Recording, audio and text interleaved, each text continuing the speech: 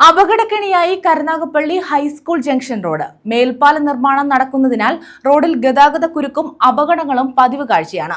School തുറന്നതോടെ തിരക്ക് അതിരൂക്ഷമായി. ഇതിലൂടെയുള്ള കാൽനട യാത്ര പോലും ദുസ്സഹമാണ്. മേൽപ്പാല നിർമ്മാണം നടക്കുന്ന കരുനാഗപ്പള്ളി ഹൈസ്കൂൾ ജംഗ്ഷനിലാണ് ഗതാഗതക്കുരുക്കും അപകടങ്ങളും പതിവാകുന്നത്. നഗരത്തിലെ ഏറ്റവും കൂടുതൽ തിരക്കുള്ള സ്ഥലമാണിത്. സ്കൂളുകൾ തുറന്നതോടെ തിരക്ക് അതിരൂക്ഷമായി. +1 ക്ലാസുകൾ തുടങ്ങിയതോടെ വിദ്യാർത്ഥികളുടെ എണ്ണവും വർദ്ധിച്ചു. 2 ഹയർ സെക്കൻഡറി സ്കൂളുകളും 1 ഹൈസ്കൂളും ഹൈസ്കൂൾ ജംഗ്ഷനിലാണുള്ളത്.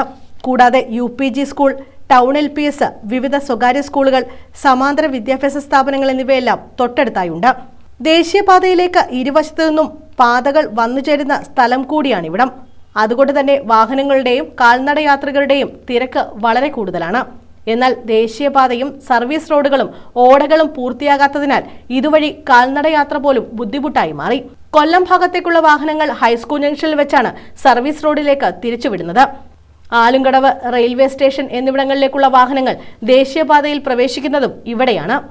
ദേശീയപാതയിലൂടെ വടക്കു ഭാഗത്തേക്ക് പോകുന്ന വാഹനങ്ങൾ കൂടിയാകുന്നതോടെ ജംഗ്ഷനിൽ ഗതാഗതക്കുരുക്ക് ഒഴിയാത്ത സ്ഥിതിയാണ്. നമുക്ക് ഏറ്റവും ഉപയോഗം ഈ സർവീസ് റോഡ് അതുവരെ ശരിയാക്കാതെ മനുഷ്യനെ ബുദ്ധിക്കുക. ഇവിടെ ശരിയാക്കത്തില്ല, വെള്ളം കിഴക്കോട്ട് വിടാനെന്നുള്ള റോഡുകളുടെ പണി പറഞ്ഞെങ്കിൽ ഇതുവരെ അവർ ശാശ്വതമായിട്ട് പരിഹരിച്ചിട്ടില്ല.